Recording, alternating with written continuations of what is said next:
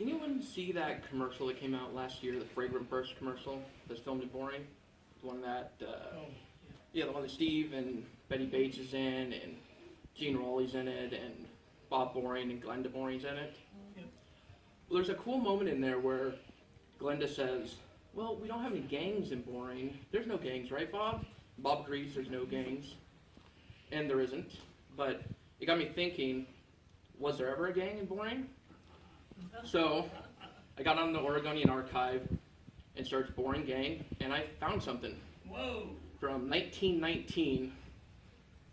They were called the Wild West Gang.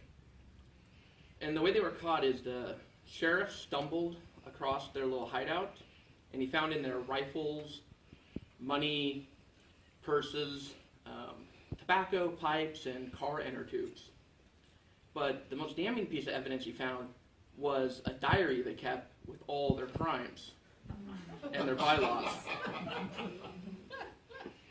And it said that they hit the Telford store, and the school, and the post office, and even the train depot. With those evidence, he was able to catch them pretty easily.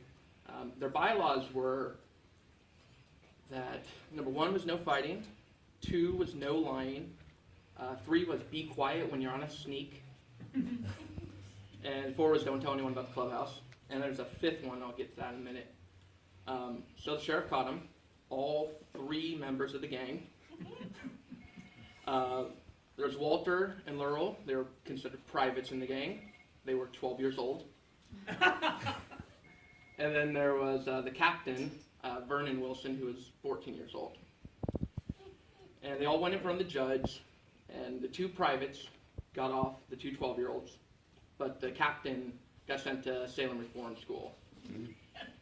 And part of their bylaws, the 5th one, was that they changed captains every month. So I always wonder, if it was a couple weeks later, would have been one of the 12-year-olds getting sent to Reform School. And that's all the stuff I was able to find about the Wild West Gang of Boring. 1919. 1919.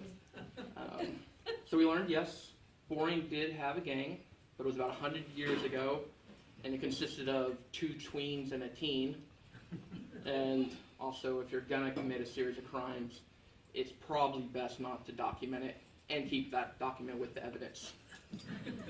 And that's this month's Boring History Moment. Thank you.